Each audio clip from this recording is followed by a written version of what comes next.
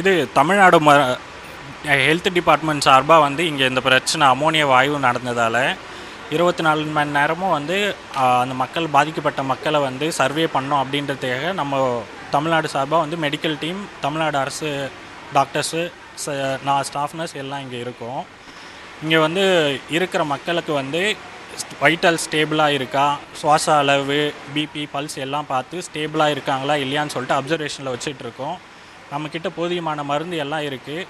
எதுவும் எமர்ஜென்சி, யாருக்காவது எதுவும் உடம்பு சரியில்லை, அப்படி இல்லை எதுவும் சிக்காகுது அப்படின்ற பட்சத்தில் நம்ம ஆம்புலன்ஸ் ஸ்டாண்ட் பை, ஒரு ஆம்புலன்ஸ் தேவையான அளவுக்கு வெயிட் பண்ணிகிட்டு இருக்காங்க.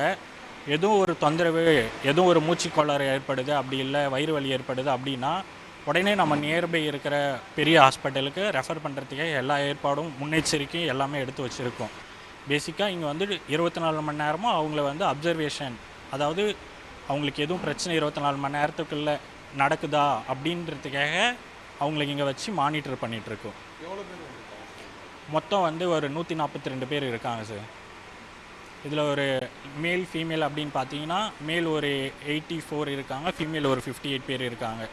எல்லோரும் இங்கே இருக்கிறவங்க வந்து வைட்டல்ஸ் எல்லாம் ஸ்டேபிளாக இருக்குது. அவங்களுக்கு எதுவும் பிரச்சனை அப்படின்ற பட்சத்தில் உடனே நம்ம ஆம்புலன்ஸ் மூலிமா வந்து பக்கத்தில் இருக்கிற பெரிய ஹாஸ்பிட்டல் அனுப்பிச்சிருவோம் சார். பேசிக் நீட்ஸ் எல்லாமே பண்ணியிருக்கு சார்.